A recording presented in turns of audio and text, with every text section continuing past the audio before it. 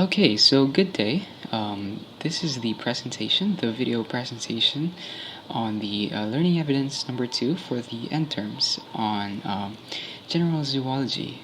So the presentation is entitled Ex situ growth documentation of rosy-faced lovebirds with the scientific name Agapornis roseicollis. So this documentation will cover from the pre-hatching to the juvenile stage. The group members can be seen in the screen right now. This is Zali speaking, and without further ado, let us start. So the chosen organism is the rosy-faced lovebird.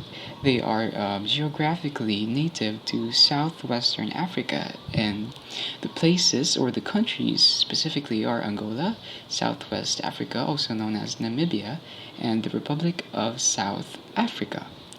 So the process of reproduction begins with a cloacal intercourse, or the locking of two birds' cloaca, wherein the male discharges the sperm into the female's cloaca for fertilization. And here's a video of the actual video of our two organisms, male and female, having a cloacal intercourse. For better understanding, we also included this picture to show you the approximate locations of the male cloaca and the female cloaca. Okay, so for the day 1 and 14, once the female's eggs have been fertilized, the process of internal incubation will begin, and it spans for 14 days or 2 weeks. This includes the development of the eggshell, and basically the eggs stay inside the female parent for only 2 weeks before the next stage. But before the next stage, let us note that the bird here, as she was being photographed, she's in a defensive stance. You can see that she's having some behavioral shifts. She's acting a bit more territorial, more protective of course, the eggs that are developing inside of her. And there's an obvious enlargement too in the transverse plane or the transversal body of the bird. And then for the external incubation, which is day 15 to 21, basically week number 3, post-fertilization that is, we note here that there are parental behavioral shifting, where the mother becomes more protective, more inactive.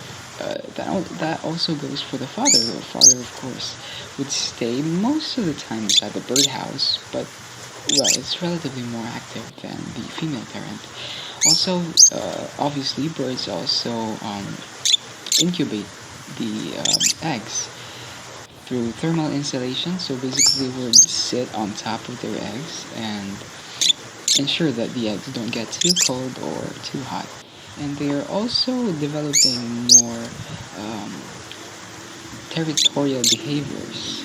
In that when the researchers were trying to get a photograph of both of them, the male parent would actually guard the doorway and would just act aggressively towards the person taking the photo.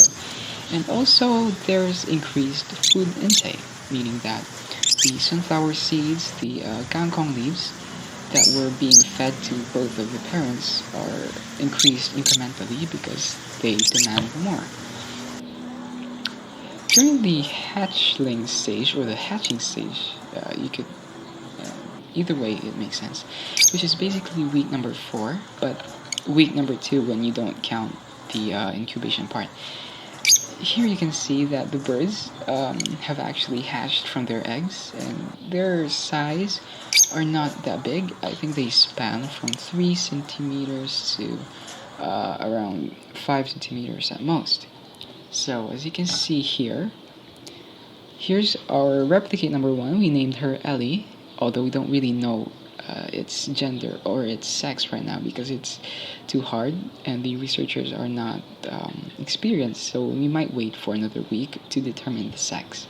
So it's Ellie, short for LE, lab learning evidence rather. So here's replicate number 2, Eva, one of the most memorable teachers that we had for the first semester of the first year of our biology course. She's a bit longer or taller than replicate number 1. And now for replicate number three, its name is G, and it's the largest out of the 3.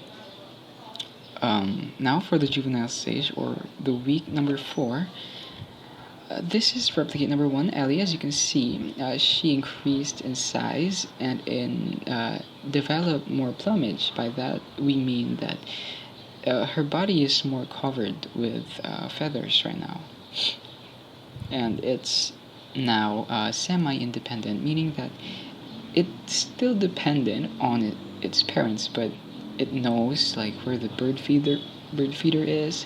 It starts to develop some social attributes, meaning that whether the bird stays on the corner or it stays with other birds as well, or they love to huddle and cuddle.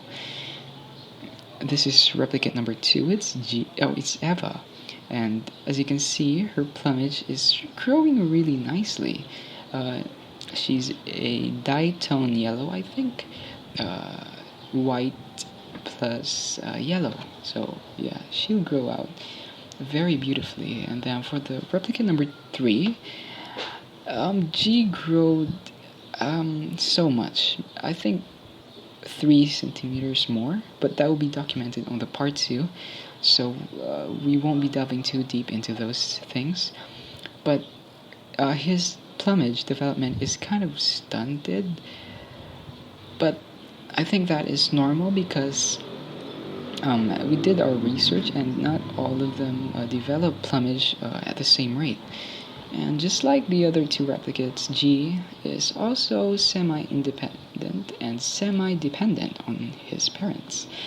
Okay, so that ends our short video presentation for the first 2 weeks post-fertilization.